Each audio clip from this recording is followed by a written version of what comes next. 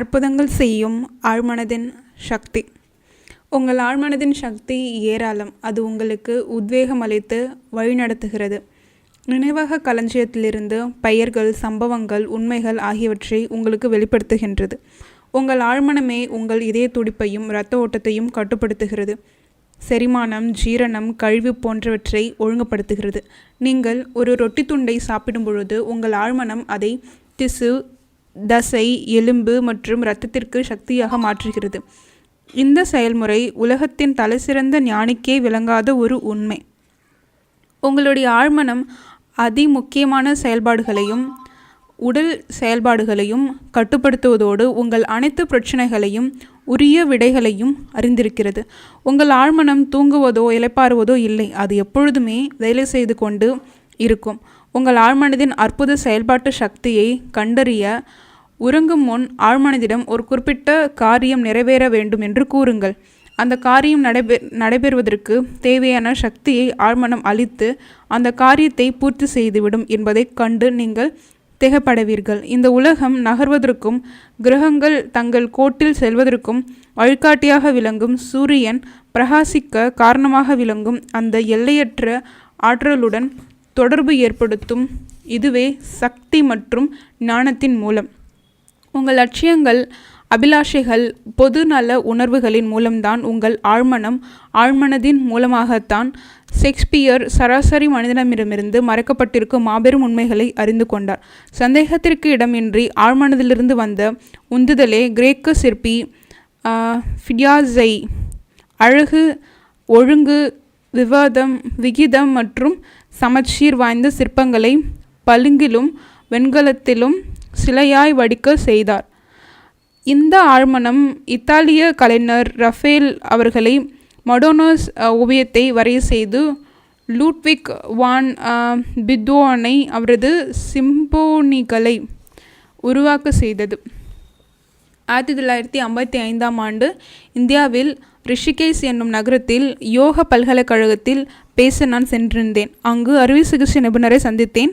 அவர் ether மற்றும் மயக்க மருந்தின் நவீன வழிமுறைகளை உபயோகப்படுத்தப்பட்ட நாட்களுக்கு முன்னிருந்தே வங்காளத்தில் வேலை செய்து வந்த ஸ்காட்லாந்து நாட்டை சேர்ந்த அறுவை சிகிச்சை நிபுணர் டாக்டர் ஜேம்ஸ் எஸ்டர்ஸ்லை பற்றி கூறினார். 1843 இருந்து 1846 வரையில் டாக்டர் ஜேம்ஸ் 400 அறுவை சிகிச்சைகளை செய்தார்.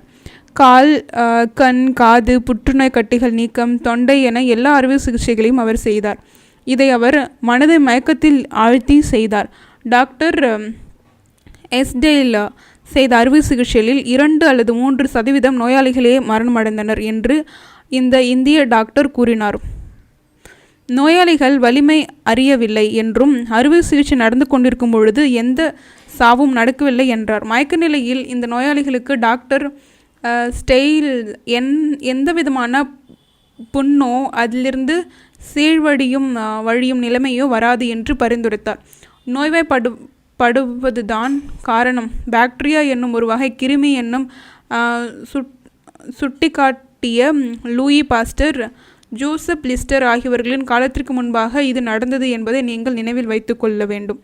பொதுவாக தொற்றுநோய் இல்லாமல் இருந்ததற்கும் இறப்பு விகிதம் குறைவாக இருந்ததற்கும் முக்கிய காரணம் சந்தேகத்திற்கு இடமில்லாமல் டாக்டர் ஸ்டெயில்ஸ் அவர்கள் தன் நோயாளியின் ஆழ்மனதிற்கு வழங்கிய பரிந்துரைதான் என்று அந்த இந்திய டாக்டர் கூறினார்.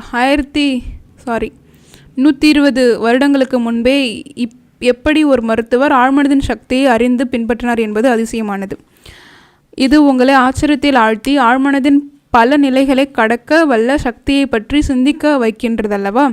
இது அனைத்தும் உங்கள் உள் இருக்கும் சக்தி உங்கள் அறிவிற்கு அப்பாற்பட்டது என்பதை காட்டி அதை பிரமித்து ஆச்சரியமாக பார்க்க வைக்கின்றது.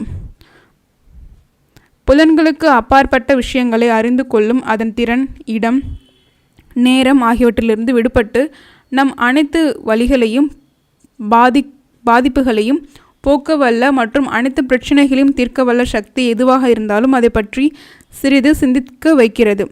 இவையும் இது போன்ற வேறு பலவும் உங்கள் அறிவுக்கு அப்பாற்பட்டது பல உள்ளது என்பதை வெளிப்படுத்துகிறது. இந்த அனுபவங்கள் அனைத்தும் உங்களுக்கு மகிழ்ச்சி அளித்து உங்கள் ஆழ்மனது வேலை செய்யும் அற்புத விதத்தை நம்ப வைக்கிறது. உங்கள் ஆழ்மனமே உங்கள் வாழ்வின் நூல். உங்கள் ஆழ்மனதில் நீங்கள் விதைக்கும் எண்ணங்கள், நம்பிக்கைகள், கருத்துகள், கொள்கைகள் ஆகியவை சூழ்நிலைகளாக, நிகழ்வுகளாக, சம்பவங்களாக எதிர்கொள்கின்றன.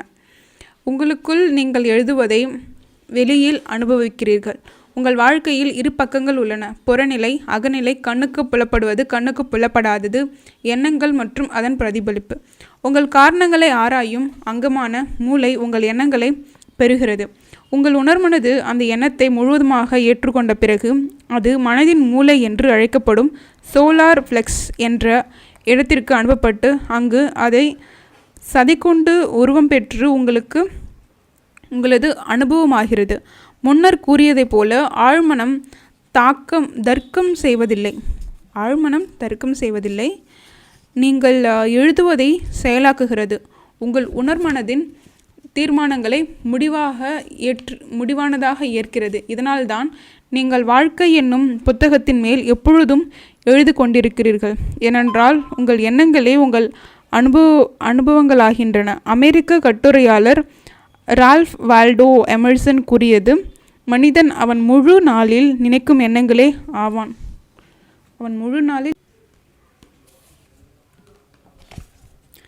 ஆழ்மனதில் இருப்பவைதான் வெளியே தெரிகிறது.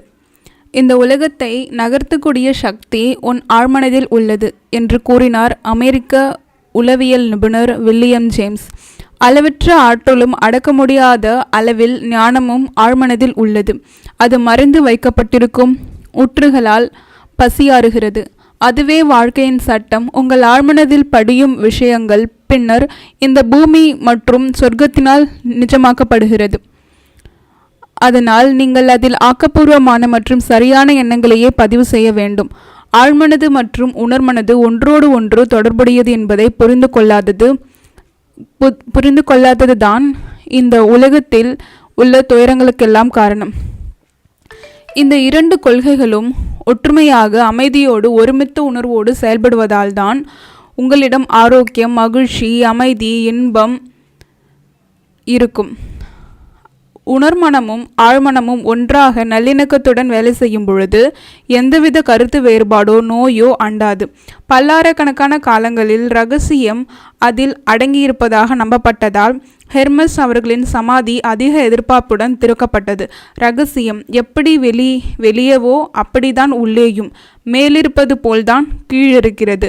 வேறு வார்த்தைகளில் கூற வேண்டுமானால், உங்கள் ஆழ்மனதில் எது பதிவாகிறதோ அதுவே விண்வெளியில் திரையிலும் உள்ளது.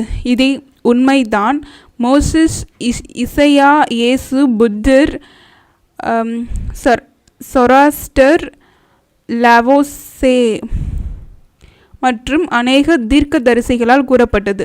நீங்கள் புற அகநிலையில் உண்மை என்று கருதுவதைத்தான் அனுபவங்களாக, நிலைமைகளாக, நிகழ்வுகளாக உணர்கிறீர்கள். சொர்க்கத்தில் உங்கள் சொந்த மனதில் உள்ளது போல்தான் பூமியில் உங்கள் உடல் மற்றும் சூழ்நிலைகளில். இதுதான் வாழ்க்கையின் சிறந்த சட்டம். செயலுக்கு எதிர்வினை நிலை இருப்பதும் நகர்வதும் இயற்கையின் அனைத்து நியதிகளிலும் காண்பீர்கள். இவை இரண்டும் சமமாக இருக்க வேண்டும். அப்படி இருந்தால்தான் நல்லிணக்கம் மற்றும் சமநிலை இருக்கும். இந்த வாழ்க்கை கொள்கையானது உங்களுக்குள் ஒரு சீரான நல்லிணக்கத்துடன் நகர நீங்கள் அனுமதிக்க வேண்டும். உள்ளே செல்வதும் வெளியே தள்ளுவதும் சமமாக இருக்க வேண்டும். உங்கள் பதிவும் அதன் வெளிப்பாடும் சமமாக இருக்க வேண்டும். உங்கள் எரிச்சல் அனைத்தும் நிறைவேறாத ஆசைகளினால்தான் வெளிப்படுகிறது. நீங்கள் எதிர்மறையான அழிவுபூர்வமான வஞ்சக எண்ணங்களை கொண்டிருந்தால் உங்களது இந்த எண்ணங்கள் அழிக்கவல்ல உணர்வுகளை உற்பத்தி செய்து அதை வெளியிட ஒரு வடிகால் தேடும். இந்த உணர்ச்சிகள் எதிர்மறையாக இருப்பதால் உங்களுக்கு அடிக்கடி வாய்ப்புண், இதய கோளாறு, பதட்டம், கவலைகளாக இவை வெளிப்படும். உங்களை பற்றி உங்கள் தற்போதைய எண்ணம் என்ன? உங்களது ஒவ்வொரு உறுப்பும் அதையே வெளிப்படுத்தும். உங்கள் ஆரோக்கியம், உடல், நிதி நிலைமை, நண்பர்கள் மற்றும் சமூக அந்தஸ்து அனைத்தும் உங்களை பற்றி நீங்கள் கொண்டுள்ள எண்ணங்களை பிரதிபலிக்கின்றது. ஆழ்மனதில் பதிவு செய்யப்பட்டது உங்கள் வாழ்க்கையின் அனைத்து அங்கத்திலும் வெளிப்படுவதன் உண்மையான அர்த்தம்தான் இது. நாம் போற்றும் எதிர்மறையான எண்ணங்களால் நம்மை நாமே காயப்படுத்திக் கொள்கிறோம். கோபப்பட்டு, பொறாமைப்பட்டு, பயந்து, பழிவாங்கும் உணர்வு இவற்றாலெல்லாம் உங்களை நீங்களே எவ்வளவு முறை காயப்படுத்தி கொண்டிருக்கிறீர்கள். இவைதான் உங்கள் ஆழ்மனதுக்குள் பிரவேசிக்கும் நச்சு பொருள்கள். இந்த எதிர்மறையான குணங்களோடு நீங்கள் பிறக்கவில்லை. உங்கள் ஆழ்மனதிற்கு உயிரூட்டும் எண்ணங்கள் கொடுத்தால் அங்கு குடியிருக்கும் எதிர்மறையான எண்ண படிவங்கள் துடைக்கப்படும். இப்படி செய்வதை நீங்கள் தொடர்ந்தால் கடந்த காலம் துடைக்கப்பட்டு இனிமேல் நினைவிற்கு வராது. ஆழ்மனது தோலின் புற்றுநோயை குணப்படுத்தும். ஆழ்மனதின் சக்தியை நம்புவதற்கு போதுமான ஆதாரம் நம் உடல் கோளாறுகளை நாமே குணப்படுத்தி கொள்வதுதான். 40 வருடங்களுக்கு முன் சரும புற்றுநோயை சோஸ்திரங்கள் செய்து குணப்படுத்தினேன். மருத்துவ சிகிச்சையால் அது மேலும் வளராமல் பாதுகாத்து கொள்ள முடியும். மதுகுரு ஒருவர் பைபிள் 1133வது தோத்திரத்தில் அடங்கியுள்ள அர்த்தத்தை எனக்கு விளக்கினார். அது என் கருவை உம்முடைய கண்கள் கண்டது, என் அவலயங்களில் ஒன்றாகிலும் இல்லா போதே அவைகள் அனைத்தும் அவைகள் உருவேற்றப்படும் நாட்களும் உமது புத்தகத்தில் எழுதியிருந்தது. அவர் இதில் புத்தகம் என்பது ஆழ்மனதை குறிக்கும் என்று உணர்த்தினார். அதுவே கண் பார்வைக்கு தெரியாத ஒரு அணுவிலிருந்து எனது உடலை உண்டாக்குகிறது என்பதை கூறினார். உருவாக்கும் சக்தி கொண்ட ஆழ்மனம் அதை குணப்படுத்தி முழுமையாக்கும் என்று கூறினார். அந்த மதுகுரு தன் கைக்கடிகாரத்தை காட்டி, இதை செய்தவன் ஒருவன் உண்டு. அந்த கடிகாரம் செய்தவன் அதை செய்வதற்கு முன் அதை பற்றி எண்ணத்தை முதலில் தன் மனதில் கொண்டிருக்க வேண்டும். இந்த கடிகாரம் உண்மையான பொருளாக ஆவதற்கு முன்பு அந்த கடிகாரம் வேலை செய்யாமல் போனால் அவனால் அதை சரி செய்துவிட முடியும். என் நண்பர் என் உடலை உருவாக்கியது எனது ஆழ்மனது அந்த கடிகாரத்தை உருவாக்கியவர் போலதான். அதற்கு எப்படி குணப்படுத்தி பழைய நிலைமைக்கு உடலை கொண்டு வருவதற்கு முக்கிய உறுப்புகள் அனைத்தும் எப்படி வேலை செய்தால் எனக்கு சிறந்த ஆரோக்கியம் இருக்கும் என்பதை அறிந்தது. ஆனால் சரியான ஆரோக்கியம் என்பது என்ன என்ற அறிவை நான் தான் அதற்கு கொடுக்க வேண்டும் என்று விளக்கினார். இதுவே காரணமாகி குணம் ஏற்படும். பின்வருமாறு பிரார்த்தனை செய்தேன். என் உடலும் அதில் உள்ள அனைத்து உறுப்புகளும் என் ஆழ்மனதின் அளவற்ற ஆற்றலால் உருவாக்கப்பட்டது. என்னை எப்படி குணப்படுத்த வேண்டும் என்று அதற்கு தெரியும். அதன் அறிவே என் உறுப்புகள், தசைகள், எலும்புகள் அனைத்தும் எந்த பாணியில் அமைய வேண்டும் என்று முடிவு செய்தது. என்னுள் இருக்கும் இந்த அளவற்ற ஆற்றலை தற்பொழுது என்னை குணமாக்கி உள்ளிருக்கும் ஒவ்வொரு அணுவையும் மாற்றி என் உடலை முழுமையாக சரியானதாக மாற்றுகிறது. குணம் இப்பொழுது நடைபெற்று கொண்டிருக்கின்றது என்று எனக்கு தெரியும். அதற்கு நான் நன்றி கூறுகிறேன். என்னுள் இருக்கும் இந்த உருவாக்கம், ஆற்றலின் வேலை அற்புதம். நான் தினமும் 2-3 முறை இந்த பிரார்த்தனையை சுமார் 5 நிமிடங்களுக்கு வாய்விட்டு கூறினேன். 3 மாதங்களில் என் சருமம் முழுமையாக சரியாகவும் ஆயிற்று. என் பிரார்த்தனைகள் அனைத்திற்கும் காரணம் என் ஆழ்மனதில் ஏற்கனவே பதிர்ந்திருந்த எதிர்மறையான காட்சிகளையும் எண்ணங்களையும் இப்படிப்பட்ட உயிரூட்டும் அழகான முழுமையான மிகவும் சரியான பரிந்துரைகளால் மாற்றியதுதான் நான் செய்தது என்பதை உங்களால் பார்க்க முடியும். உடலில் பிரதிபலிப்பது முதலில் மனதில் உருவாகிறது. மனதில் நல்லதை விதைக்க அது உடலில் முழுமையாக வடிவம் பெறுகிறது. இதுவே அனைத்து நிவாரணத்திற்கும் ஆதாரம். நான் பிரமிக்கத்தக்க அதிசயமாய் உண்டாக்கப்பட்டபடியால் உம்மை துதிப்பேன். உமது கிரியைகள் அதிசயமானவர்கள். அது என் ஆன்மாவுக்கு, ஆழ்மனதிற்கு நன்றாய் தெரியும். பைபிள் தோத்திரம் 133:14. உடலின் அனைத்து செயல்பாடுகளையும் ஆழ்மனம் எப்படி கட்டுப்படுத்துகிறது? நீங்கள் படுக்கையில் விழித்து கொண்டு படுத்திருந்தாலோ அல்லது ஆழ்ந்த உறக்கத்தில் இருந்தாலோ உங்கள் ஆழ்மனது சோர்வில்லாமல், கலப்படையாமல் உங்கள் உடலில் உள்ள அனைத்து முக்கிய உறுப்புகளையும் உணர்மனதின் துணை இல்லாமல் இயக்குகிறது. உதாரணத்திற்கு, நீங்கள் தூங்கிக் கொண்டிருக்கும் பொழுது உங்கள் இதயம் சீராக துடிக்கின்றது, நுரையீரல் ஓய்வு எடுக்கிறது, சுவாச செயல்பாட்டில் இரத்தம் பிராணவாயுவை உறிஞ்சுகிறது போன்ற வேலைகள் நீங்கள் விழித்திருக்கும் சமயத்தில் நடப்பது போலவே நடக்கின்றது. உங்கள் ஆழ்மனம் உங்கள் செரிமானம், சுரப்பிகளின் வேலை, மற்ற மர்ம வேலைகள் எல்லாவற்றையும் கட்டுப்படுத்துகிறது. நீங்கள் விழித்திருக்கிறீர்களோ தூங்குகிறீர்களோ உங்கள் முகத்தில் முடி வளர்ந்து கொண்டே இருக்கும். உங்கள் முகத்தில் முடி வளர்ந்து கொண்டே இருக்கும். விஞ்ஞானிகள் சருமம் நாம் தூங்கும் பொழுது அதிக அளவு வியர்க்கிறது என்று கூறுகின்றனர். உங்கள் கண்கள், காதுகள் மற்றும் இதர புலன்கள் தூக்கத்திலும் விழிப்போடும் இருக்கின்றன. உதாரணத்திற்கு, நம்முடைய பல விஞ்ஞானிகள் தூக்கத்தில் தங்கள் குழப்பமான பிரச்சனைகளுக்கு விடை கண்டுள்ளனர்கள். அவர்கள் அந்த விடைகளை தங்கள் கனவில் கண்டுள்ளனர். அடிக்கடி உங்கள் உணர்மனது உங்கள் நுரையீரல் மற்றும் இதயத்தின் சராசரி வேலைகள் கவலை, பதட்டம், பயம் மற்றும் உளைச்சல் கொடுத்து தடையிடுகிறது. இது போன்ற எண்ண ஓட்டங்கள் ஆழ்மனது நல்லிணக்கமாக வேலை செய்வதை தடுக்கிறது. நீங்கள் மனதளவில் பாதிக்கப்பட்டிருந்தால் மனதை சலனமில்லாமல் அமைதி அடைய செய்து எண்ணங்களின் நடைமுறையை சீராக வைப்பதே சிறந்த வழி. உங்கள் ஆழ்மனதுடன் பேசி அமைதி, நல்லிணக்கம், இறை ஆணைப்படி நடந்து கொள்ளுமாறு கூறுங்கள். உங்கள் உடலின் அனைத்து செயல்பாடுகளும் சராசரி நிலைக்கு திரும்பிவிட்டதை நீங்கள் உணர்வீர்கள். உங்கள் ஆழ்மனதுடன் பேசும்பொழுது முழு ஆதாரத்துடன் நம்பிக்கையுடனும் பேசுங்கள். அது உங்கள் கட்டளைக்கு அடிபணியும். உங்கள் ஆழ்மனது உங்கள் வாழ்க்கையை பராமரித்து உங்கள் ஆரோக்கியத்தை முன்பு இருந்தது போல் சீர் செய்ய உதவும். அதில் உங்கள் குழந்தைகள் மீது அன்பு கொள்ள செய்து வாழ்க்கை மீது பிடிப்பை ஏற்படுத்தும். நீங்கள் தற்செயலாக கெட்டுப்போன உணவை சாப்பிட்டு விட்டீர்கள் என்று கருதுவோம். உங்கள் ஆழ்மனதானது செரிக்காத உணவை அவசரமாக வெளியே கொண்டு வர செய்யும். விஷத்தையே நீங்கள் சாப்பிட்டிருந்தாலும் உங்கள் ஆழ்மனதின் மேல் உங்களுக்கு நம்பிக்கை இருந்தால், அதன் அற்புத வேலை செய்யும் திறனில் நம்பிக்கை இருந்தால், அந்த விஷத்தை ஈடுகட்டும் வகையில் செயல்பட்டு உங்கள் ஆரோக்கியத்தை மீட்டு கொடுக்கும். உங்கள் ஆழ்மனதை உங்களுக்காக வேலை செய்ய வைப்பது எப்படி? நீங்கள் முதலில் உணர வேண்டியது என்னவென்றால், உங்கள் ஆழ்மனது எந்நேரமும் வேலை செய்து கொண்டே இருக்கும். நீங்கள் அதை பற்றி எதுவும் செய்கிறீர்களோ இல்லையோ, அது இரவு பகலாக வேலை செய்யும். ஆழ்மனது உங்கள் உடலை வளர்க்கும். அந்த அமைதியான செயல்பாட்டை உங்களால் கேட்கவோ உணரவோ முடியாது. உங்கள் வேலை உங்கள் உணர்மனதுடன் தான், ஆழ்மனதுடன் இல்லை. உங்கள் உணர்மனதை சிறந்ததையே நாடும், நல்ல எண்ணங்களை நினைப்பதை பழகிக்கொள்ள செய்யுங்கள். அழகிய, உண்மையான, நியாயமான நல்ல விஷயங்கள், நீங்கள் வழக்கமாக நினைக்கும் எண்ணங்களை உங்கள் ஆழ்மனது வெளிப்படுத்தி உருவாக்கி கொடுக்கிறது என்கிற உண்மையை அறிந்து கொண்டு உங்கள் உணர்மனதின் பக்கம் அக்கறை கொள்ள இப்பொழுதே தொடங்குங்கள். தண்ணீர் குழாயின் வடிவை ஏற்பது போல் உங்கள் எண்ணங்களின் இயற்கைக்கு ஏற்ப வாழ்க்கை தத்துவம் உங்களுக்குள் பாய்கிறது என்பதை நினைவில் கொள்ளுங்கள். உங்கள் ஆழ்மனதிற்குள் பாயும் குணமாக்கும் திறன் அமைதியாக, நல்ல ஆரோக்கியமாக, பேரின்பமாக, அளவற்ற செல்வங்களை உங்களுக்குள் பாய்வதாக நினைத்து கொள்ளுங்கள். அதை வாழும் திறனாக, அன்பான துணையாக கருதுங்கள். உங்களுக்குள் தொடர்ச்சியாக உத்வேகம் அளித்து வளமடைய செய்து உயிரூட்டுகிறது என்பதை திடமாக நம்புங்கள். அதுவும் அப்படியே நடந்து கொள்ளும். நீங்கள் நம்புவது போல நடக்கும். சிதைந்த கண்ணரும்புகளை சீரமைத்த ஆழ்மனதின் குணமாக்கும் தத்துவம்.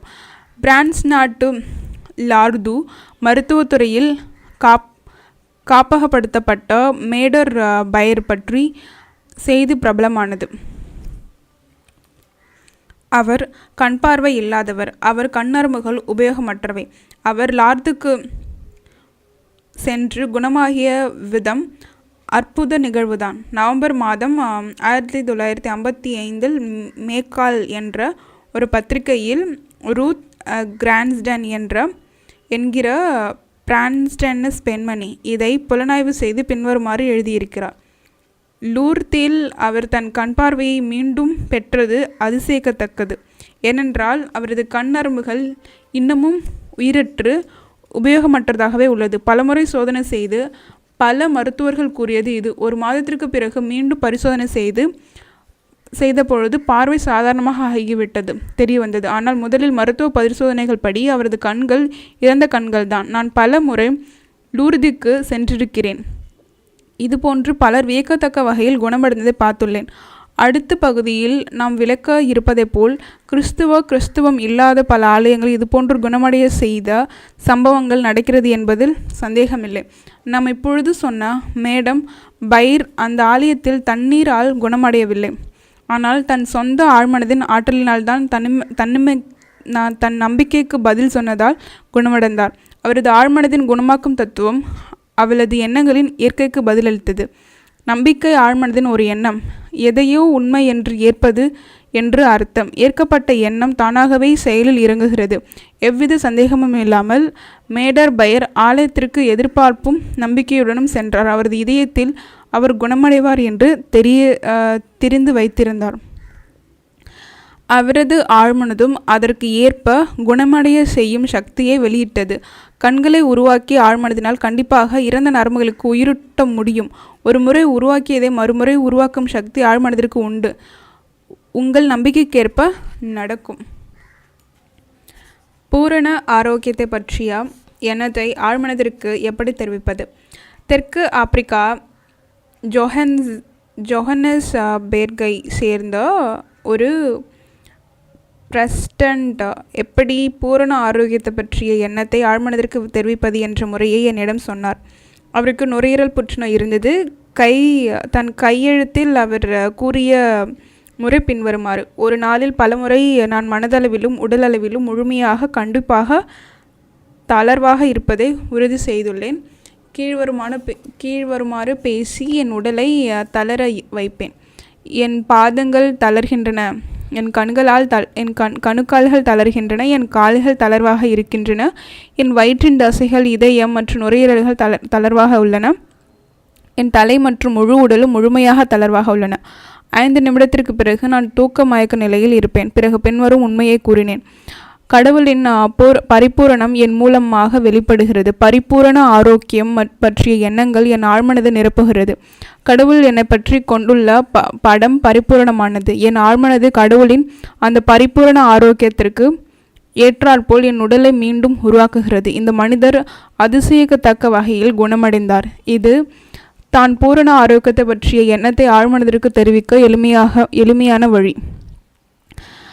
மற்றுமொரு அற்புத வழி ஒழுக்க மற்றும் அறிவியல் முறையில் கற்பனை செய்வது. பக்கவாதத்தில் பாதிக்கப்பட்ட ஒருவரை தன் அலுவலகத்தில் நடந்து தன் மேசையை தொட்டு தொலைபேசியில் பதிலளித்து குணமடைந்து விட்டது போல் சாதாரணமாக அனைத்து வேலைகளையும் செய்து கொண்டு வளைய வருவது போல் தெளிவாக கற்பனை செய்து பார்க்குமாறு கூறினேன்.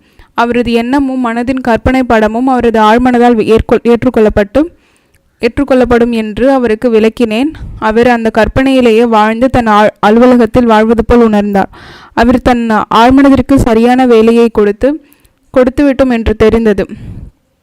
அவர் ஆழ்மனதை அந்த படம் பதிவு செய்யப்பட்ட இடம். ஒரு நாள் பல வாரங்களுக்கு பிறகு அவர் மனதை இந்த படத்திற்கு தயார்படுத்தி பிறகு அவரது வீட்டின் தொலைபேசி மணி அடித்து கொண்டே இருந்தது. அவரது மனைவியும் செவிலி பெண்ணும் வீட்டில் இல்லாத சமயம் செய்யப்பட்ட ஏற்பாடு இது. தொலைபேசி சுமாராக 12 அடி தூரத்தில் இருந்தது. இருந்தாலும் அவரால் அதை எடுத்து பேச முடிந்தது. அந்த நேரத்தில் அவர் குணமடைந்தார். அவர் மனதில் வடிவம் வைத்த படத்திற்கு அவர் ஆழ்மனதும் பதிலளித்தது. அவரை குணமடைய செய்தது. இந்த மனிதருக்கு மனதளவில் ஒரு தடங்கல் இருந்தது. அது அவர் மூளை கூறியதை கால்களுக்கு எடுத்து செல்வதிலிருந்து அவரை தடுத்தது.